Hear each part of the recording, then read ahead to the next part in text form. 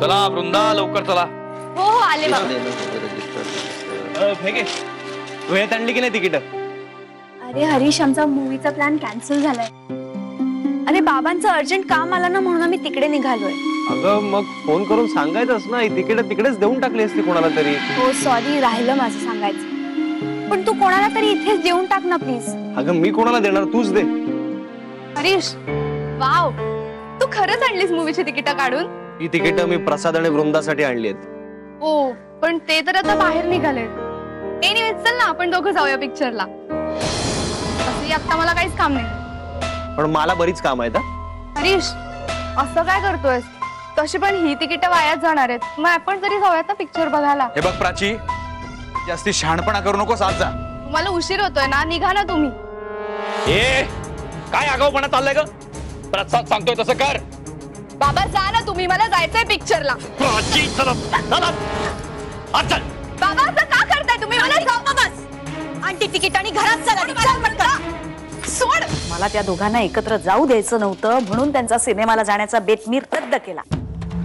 पण नाही, त्यांच्या ह्यांना ना नको त्यावेळेला नको ते बरोबर उद्योग सुचतात. गेली ना ती कार्टी माझ्या नाकावर टिचून. सोड मला. घरात चल. हे काय झालंय तुझं वृंदा? आईला वेळेतच आवरा, नाही तर आपल्या सगळ्या घरादारावर रडायची पाळी यायची एक दिवस. कोड्यात बोलणं बंद कर आणि काय झालंय ते आधी सविस्तर सांग. आई ही त्या हरीशच्या मागे लागली होती सिनेमाला जाण्यासाठी. मग त्यात काय झालं? तुला त्यात काहीच गैर वाटत नसेल ग, पण आई तुम्हाला तरी कळतंय ना, एक तरुण मुलगा एका तरुण मुलीला घेऊन पिक्चरला जातो, ह्याचा काय अर्थ घेतील लोक? एवढी साधी गोष्ट हिला कळायला नको? आणि तेही जर लक्षात घ्यायचं नसेल तर निदान एका सुसंस्कृत घरातली मुलगी कसं वागते, कसं बोलते ह्याचं तरी भान ठेवायला पाहिजे की नाही? तरी नशीब तो हरीश चांगला मुलगा आहे म्हणून ठीक आहे. त्याच्या जागी कोणी दुसरा असताना प्राची तर आतापर्यंत तुला फिरवून कधीच सोडून दिलास. काही बोलू नकोस तू वृंदा. तुला प्रसाद दादा बरोबर पिक्चरला जायला मिळालं नाही त्याचा राग माझ्यावर काढतेस तू. मी का राग काढू? आणि एक गोष्ट लक्षात ठेव प्राची, घराची अब्रू ही घराच्या लेकी सुनांच्या हातात असते. मी माझी मर्यादा सांभाळून वागतेय, तूही तुझी मर्यादा ओलांडू नकोस. आणि राहिला प्रश्न आम्ही पिक्चरला जायचा, तर ते तर आम्ही जाणारच आहे. पण उद्या नवरा बायको म्हणून जेव्हा आम्ही पिक्चर बघायला जाऊ तेव्हा आमच्याकडे बोट दाखवून कोणीही काहीही बोलणार नाही. उद्या सासरी गेल्यावर तुझी वागणूक अशीच चालू राहिली ना तर तुला कोणी काहीच बोलणार नाहीये. उद्धार होईल तो तुझ्या आईचा. मुलीला नीट संस्कार दिले नाहीत, चांगली वागणूक शिकवली नाहीत असं तुझ्या आईला बोलतील आणि तिचंच नाक कापलं जाईल. आणि तुला जर पिक्चरलाच जायचं असेल ना तर ही घे तिकीट आणि खुशाल जा पिक्चरला, पण तुझ्या आई बरोबर. तसंही दिवसभर घरात बसून त्यांना कंटाळाच येत असेल.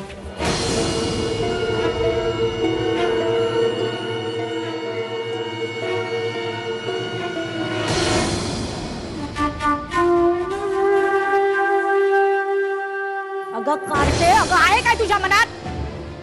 तू माझ्यावरती का चिडतीयस आई? तिचा राग माझ्यावर काढू नकोस. तुझ्यावर नको काढू तर कोणावर काढू? मूर्ख, तुझ्या या अशा वागण्यामुळे ही वृंदा मला आदवा तदवा बोलून गेली. तुझ्या आडून शाल जोडीतली खेटर मारली तिने मला. ऐका, तुला जर तिचा इतका राग येत असेल ना तर काहीतरी बंदोबस्त कर तिचा.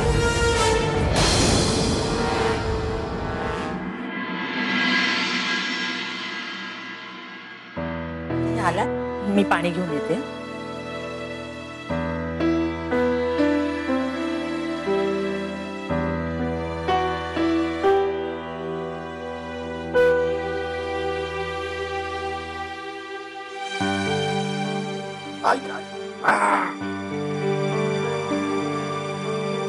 रात्रीच्या जेवणाची तयारी वाटतं. सांग, चहा आणते. ते केदार कुठे गेलाय का? तुला काय सांगून गेला का?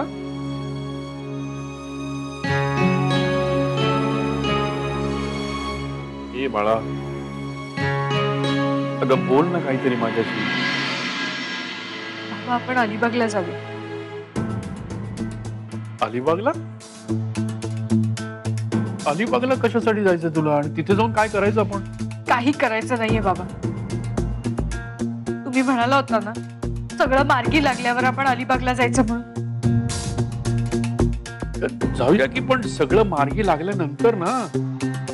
अगं अजून केदारचं शिक्षण व्हायचंय, माझी नोकरी आहे, रिटायरमेंटला अजून खूप अवकाश आहे मला. बाबा तुम्ही नोकरीचं कारण देऊ नका. तुम्ही VRS घेऊ शकता.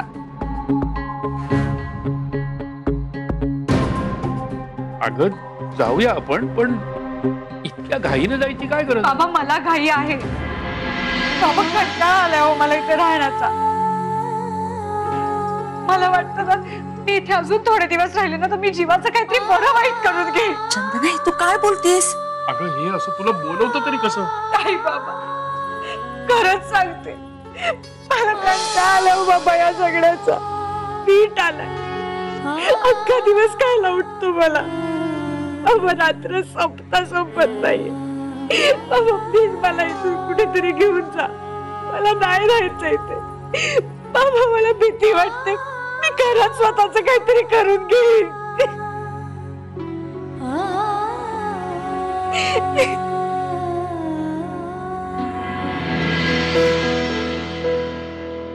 इतना सन्नाटा क्यों है आई? मारी ना धरून. त्याचं काहीतरी फिल्मी डायलॉग बोलू नकोस ग बस.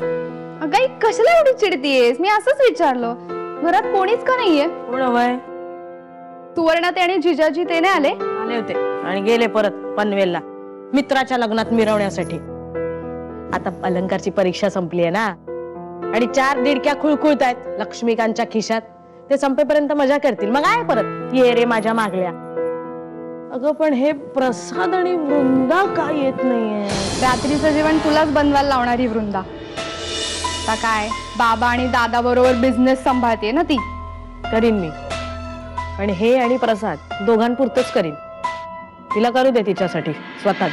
आई तुला काय वाटतं वृंदाशिवाय जेवण जाईल प्रसाद दादाला? आणि काय ग सकाळी माझ्या अंगावर एवढं ओरडत होती ना संस्कार शिस्त वगैरे. मग आता कुठे गेले ह्याचे सगळे संस्कार? एवढ्या रात्री बाहेर फिरतीये. या घरातली सून आहे ना ती. मग एका चांगल्या घरातल्या मुली अशा रात्री अपरात्री बाहेर फिरत नाहीत. हे कसं काय शिकवलं नाही हिच्या आईने हिला? अगं संध्याकाळी घरातल्या सुनेनी देवापुढे दिवा लावायचा तर ते सोडून ही बाहेर दिवे लावत फिरतीये. अगं येऊ तर दे तिला. नाही तिला चांगली खडसावली ना तर नाव नाही सांगणार. कांता चोरगे. कांता पाणी घे ग जरा. जाऊ आई आई आई चला देवा.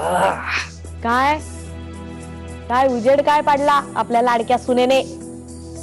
अगं हिरा आहे, वृंदाच्या रूपाने हिरा आलाय. हिरा आपल्या घरात. हो ती आल्यामुळं हिशोबाची कामं इतकी पटापट झाली. डिस्ट्रीब्युटरची चूक तिने दाखवून दिली बरं का. माझे पैसे वाचवले. अजून काय काय केलं त्या लाडक्या सुनेने? अगं वृंदाच्या लागवी बोलण्यावर डिस्ट्रीब्युटर आणि त्याची बायको दोघही जाम खुश. अरे हो वृंदानी उद्या त्या दोघांना जेवायला बोलवले घरी. कशाला? कशाला काय? अगं बिझनेसची नॅक आहे ही. वृंदा मला म्हणाली तुम्ही नेहमी या डिस्ट्रीब्युटर्सना हॉटेलमध्ये घेऊन जाता, उगीच पैसे खर्च होतात. त्यापेक्षा घरी बोलवून आग्रहाने जेवायला वाढलं ना तर यात कसं आपलेपणाची भावनाही वाढते आणि पैसे वाचतात. याला म्हणतात हुशारी. जे मला इतक्या वर्षात जमलं नाही ते या पोरीनं एका तासात करून दाखवलं. तुमचं कौतुक करून झालं असेल तर तुमची ती लाडकी सून कुठे आहे एवढं जरा सांगाल? अगं बाहेर गेलेत. मीच पाठवलं त्यांना. काय एवढं मोठं काम तिने केलं.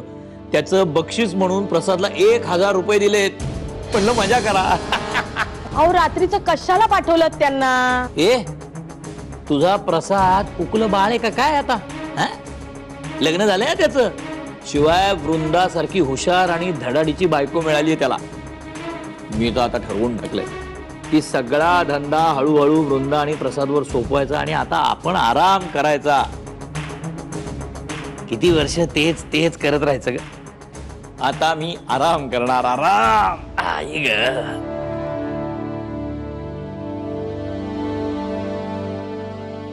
बघितलं साई कसं परस्पर त्यांना घरी बोलवलं ते तुला न सांगता. बाबांना इम्प्रेस केलं. बाबांच्या सर्कल मधल्या लोकांना इम्प्रेस केलं.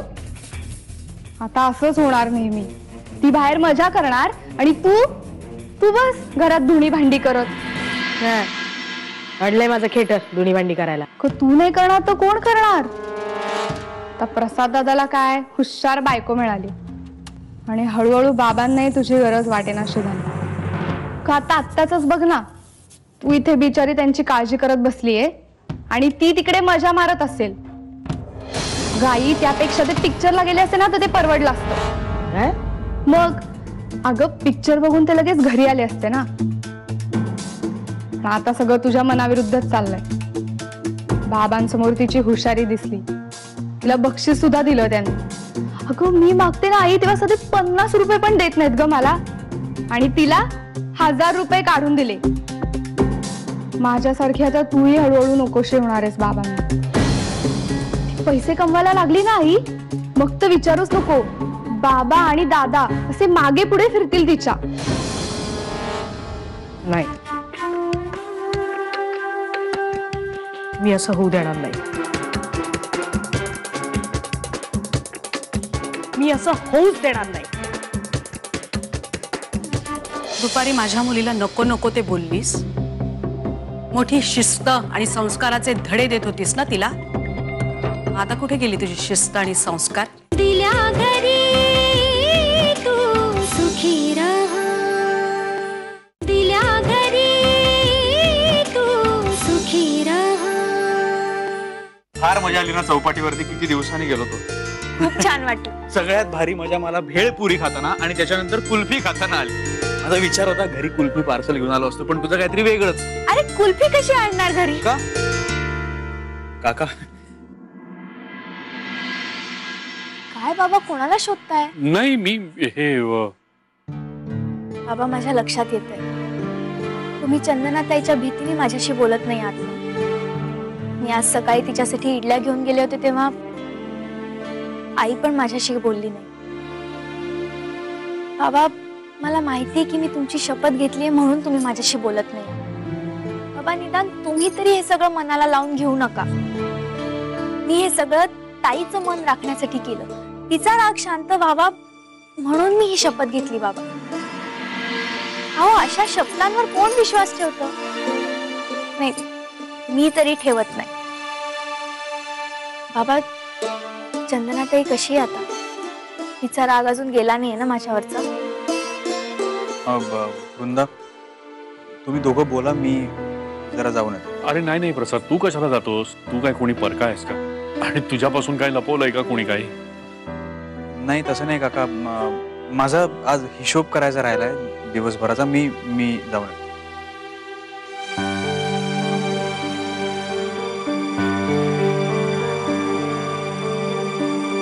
बाबा प्लीज मला सांगा ना कशी आहे चंदनाताई? आता अलिबागला जायचं म्हणते. मी तुम्हाला लहानपणी नाही का गमतीत म्हणायचो की मी म्हातारा झालो की तुम्हाला अलिबागला घेऊन जाईन. बस आता तो एक हेका धरून बस. बाबा तुम्ही तिची कुठली गोष्ट मनाला लावून घेऊ नका. फक्त तिच्या मनाविरुद्ध पण काही करू नका. म्हणजे मी सगळ्यांना घेऊन अलिबागला जायचा विचार करू? हा मी असं अजिबात म्हणत नाही, पण आता पुरती तुम्ही फक्त चाल ढकल करत राहा. म्हणजे तिला तुम्ही असं तिथे नेणार आहात या भ्रमात ठेवा. विचार चालू आहे, प्रयत्न करतोय असं म्हणत पुढे न्या विषय. आणि तरीही तिने हा हेका नाही सोडला तर मात्र तुम्हाला अलिबागला जावं लागेल कदाचित. पण बाबा आपण त्याचा विचार नंतर करू ना. आधी आपण प्रयत्न तर करूया. बस जरा धीर धरा, सगळं काही ठीक होईल.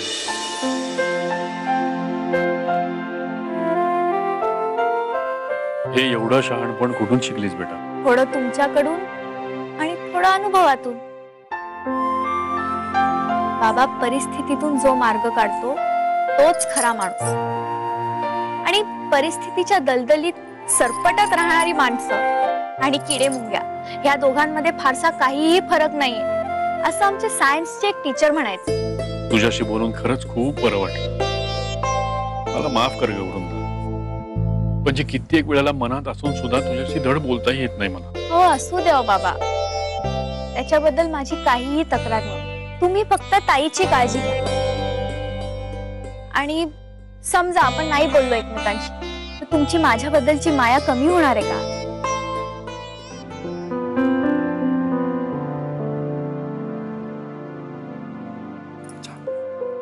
घरी जा, उशीर झाले. मी काय शतपावली करायला बाहेर पडलो होतो, तुम्ही भेटला. येते मी बाबा. लहानपणी माझं बोट धरून चालणारी ती हीच वृंदा का असा प्रश्न पडतो कधी कधी. हिचं हे असं शहाणपण बघून. खरंच मुली कशा पटापट मोठ्या होतात कळत सुद्धा नाही. आई अगं असं काय करतेस तू? आम्ही कुठेही फार लांब गेलोच नव्हतो. चौपाटीवरती गेलो होतो आणि येताना घरी जेवण करून आलो. आणि हे सगळं बाबांनी सांगितलं ना म्हणून. पुरुषांना काय कळतं या गोष्टीतलं? हल्ली दिवस कसले आले. तुम्ही दोघंच आत बघून 4 गुंडांनी तुम्हाला घेरलं असतं, तुम्हा दोघांना मारून लुटलं असतं तर काय केलं असतंस तू? सांग बरं मला. तर वेळेला येताच आता अक्कल शिकवत असते ना तुझी बायको सगळ्यांना. मग आज एवढी साधी गोष्ट लक्षात आली नाही तुझ्या शिकलेल्या बायकोच्या? काय ग? दुपारी माझ्या मुलीला नको नको ते बोललीस. मोठी शिस्त आणि संस्काराचे धडे देत होतीस ना तिला. आता कुठे गेली तुझी शिस्त आणि संस्कार? हे काही शिकवलंच नाही आईने तुला. अगं असं का बोलतेस तू आई? मी होतो ना तिच्या बरोबर. मध्ये बोलू नकोस प्रसाद. तुम्ही दोघं दुपारी घरी नव्हता तेव्हा नको नको ते बोललीये ती प्राचीला. आणि तिच्यावरून मला म्हणे मी प्राचीला काही शिकवलेलंच नाहीये, संस्कारच केलेले नाहीयेत मी. आई मी असं काहीही बोलले नव्हते. आणि जे काही बोलले होते ते प्राचीच्या भल्यासाठीच बोलले होते. तुम्ही प्रसाद आणि बाबांना विचारा ती हरीशी कशी सलगी करत होती ते. आणि हल्ली त्याच्या मागे मागे जे फिरत असते ना ते सगळ्या लिंबूवाळीच्या आता नजरेत यायला लागलंय म्हणून तुमच्याही नजरेत आणून देत होते. पण इथे तर तुम्ही स्वतःवरच सगळं ओढवून घेताय. मी काहीही स्वतःवर ओढवून घेत नाहीये. तू जे काय बोललीस ना ते मनाला लागलंय माझ्या. बरोबर आहे ना. समजा आपली मुलगी चूक करत असेल तर आईला वाईट वाटणारच. म्हणून सांगते तिला जरा समजावून सांगा.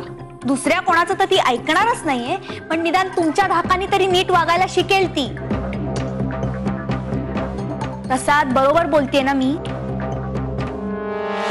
एकदाच नाक असं ठेचीन ना तिचं की पुन्हा नाकाने कांदे सोलायचं विसरून जाईल ती.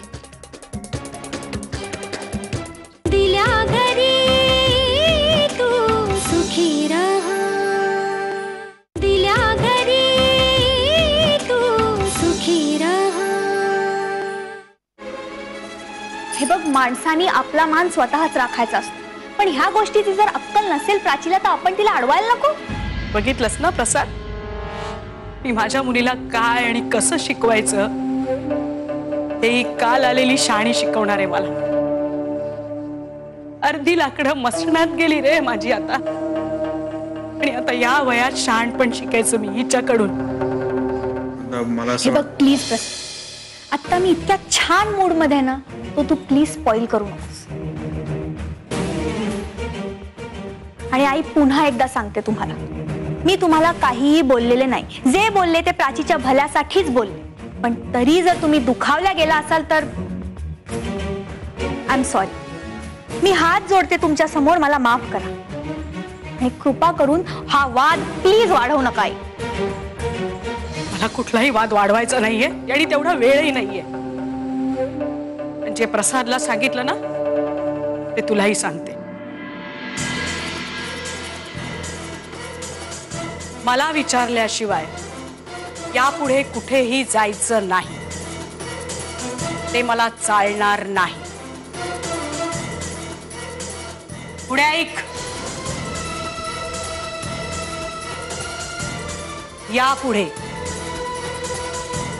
7 नंतर तू आणि प्रसादनी घराच्या बाहेर राहायचं नाही. मी खपवून घेणार नाही.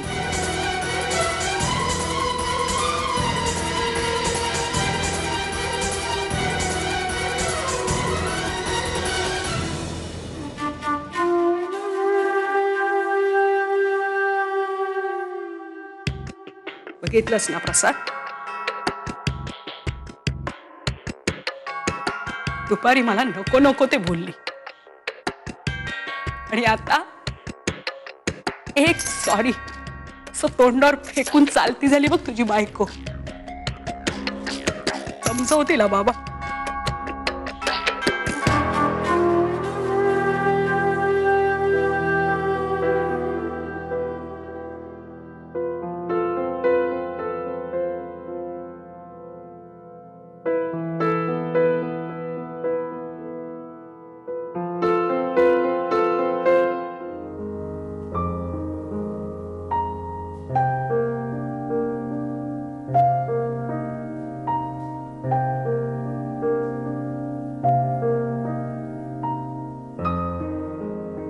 आजचा दिवस बाकी फार छान गेला नाही? मजा आली का नाही आली?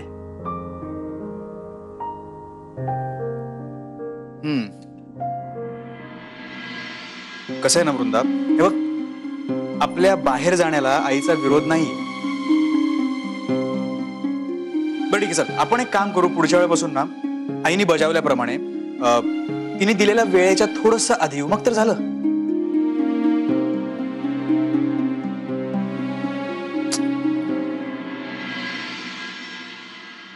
तुला बोलायचं नाहीये का माझ्याशी? तू तिचं बोलणं का एवढं मनाला लावून घेतेयस? प्रसाद, तुला गप्पा मारण्यासाठी आई पुराण सोडून दुसरा कुठलाच विषय नाहीये का? हे बघ, आपल्या बेडरूम मध्ये मला सासू नकोय. तुला जर आपल्या दोघांबद्दल काही बोलायचं असेल तर ठीक आहे, नाहीतर मी खूप दमलीये, मला झोपायचंय. अरे बापरे, खूपच चिडलेली दिसतेस माझ्या आईवरती. Sorry sorry sorry. हे बघ, मी ना माझ्या आईच्या वतीने मी माफी मागतो. खरंच सॉरी. प्रसाद, तू का माफी मागतोयस आता? कारण तू सिरियसली चिडलीस आईवरती. गरजच नाहीये. हे बघ वृंदा, हा आईचा स्वभाव आहे, लक्षात घे. हे बघ, तिचा स्वभाव ना फणसासारखा आहे. म्हणजे वरवर दिसणाऱ्या काट्यांकडे जाऊ नकोस. तिच्या बोलण्यामागचं प्रेम लक्षात घे. प्रेम? प्रसाद, एखाद्याला खूप गोड खाऊन जेव्हा डायबिटीज होतं ना, तसं आहे तुझ्या आईचं प्रेम. इतकं प्रेम करतील की त्याचा शेवटी वैताग येतो. ठीक आहे ना, आपल्या मागच्या काळजीपोटी बोलली ती. हे बघ, नाण्याला ना दोन बाजू असतात आणि आपण दुसरी बाजू लक्षात घेतलेलीच नाहीये. समजा आईच्या म्हणण्याप्रमाणे काही झालं असतं, बरं वाईट काय केलं असतं आपण? प्रसाद, काहीही झालं नसतं. आपण तिकडे मध्यरात्री फिरायला गेलो नव्हतो. आपल्या सोबतीला तिथे अजून पण लोक होती. पण स्वभावाला औषध नाही म्हणतात ना, तेच खरं. प्रसाद, कधी कधी मला वाटतं की तुझ्या आईला आपला आनंदच बघवत नाही. हे बघ वृंदा, आजकाल फार टोकाची भूमिका घ्यायला लागलीस तू. मी? हो. हे बघ, पुढच्या वेळेला आपण काम करू, बाहेर जाण्याच्या आधी आईला फक्त सांगून जात जाऊ. तेवढी खबरदारी घेऊ, संपलं. प्रसाद, हा तुझा लुकआउट आहे, पण मला असं अजिबात वाटत नाही. अरे म्हणजे सकाळचंच उदाहरण घे. आपण इतक्या छान मूड मध्ये होतो, सिनेमाला जायच्या तयारीत होतो, पण बरोबर ह्यांनी तो प्लॅन कॅन्सल केला. हे बघ, तू आता तेच तेच उघडत बसणार आहेस का? आपण सांगून गेलो होतो का तिला? नाही ना. मग आला असेल तिला राग, बोलली असेल ती, तू दे ना सोडून. प्रसाद, मी सोडूनच देत होते. तूच विषय काढलास म्हणून मी बोलायला लागले त्याच्यात. आणि मला एक गोष्ट सांग, आपण प्रत्येक वेळी आईंना विचारून त्यांना सांगूनच सगळ्या गोष्टी करणार आहे का? सर, आपलीही काही मत आहेत, आपलेही काही प्लॅन्स असू शकतात. निदान हे तरी तुला पटतंय की नाही? हे बघ वृंदा, मी तुला एकच गोष्ट वारंवार सांगतोय. सिनेमाचा प्लॅन आईमुळे कॅन्सल झालेला नाहीये. अगं, आपण बाहेर जाण्यामध्ये तिला कशाला ऑब्जेक्शन असेल? हे बघ, आई काळजीपोटी बोलली, विषय संपला. ए अलार्म लागत नाहीये का? घड्याळात चालू नाही तर अलार्म कसा लागेल? आणि बघू इकडे काय झालं घड्याळाला. तू कुठे चाललीस आता? हे पाणी घेऊन ये. हा, जा. बघितलंस ना, तुझ्या बाबांच्या मागे टुमणं लावून त्या दोघांचा सिनेमाला जायचा बेत मी कसा रद्द करवला ते. त्याचा काय उपयोग झाला आई? मी एवढी जासूसी करून तुला खबर आणून दिली, शेवटी काय झालं त्याचं? तुझ्या हातावर वाटाणे ठेवून दोघं जण बाहेर गेले. तू पिक्चरला जाऊ नको म्हणलीस ना, फिरायला गेले दोघं जण. गप घ्या आई, आणि तुला तरी काय गरज होती क बाबांना असं म्हणायचं की प्रसाद दादाला बरोबर घेऊन जा? अगं, त्यावेळेला मला तोच एक उपाय सुचला. आणि काय मिळवलं आपण हे करून? ती वृंदा तिकडेही सगळ्यांची वाहवा मिळवून आली. हे बघ, बाबा असं काही सुचवतील आणि ह्या नसता घोळ घालतील याचं काय स्वप्न पडलं होतं का मला? बाबांनी ना सगळा गोंधळ करून ठेवलाय. हो, पण त्याचा नेमका उलटा परिणाम झालाय हे लक्षात येतंय का आई तुझ्या? फक्त बाबांनाच नाही, पण बाबा त्या दोघांना जिथे घेऊन गेले होते ना, तिकडच्या लोकांना सुद्धा या वृंदाने इम्प्रेस केलंय आणि तुला पुन्हा एकदा हरवलंय. आई, तू वेळेवर सावध हो. ही वृंदा प्रत्येक गोष्टीत तुझ्यापेक्षा वरचढ होत चाललीये. नाही, मी असं होऊ देणार नाही.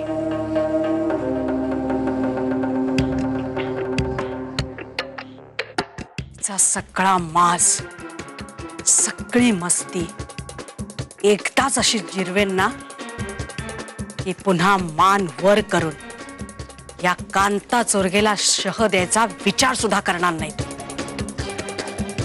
एकदाच नाक असं ठेचीन ना तिचं, पुन्हा नाकाने कांदे सोलायचं विसरून जाईल ती.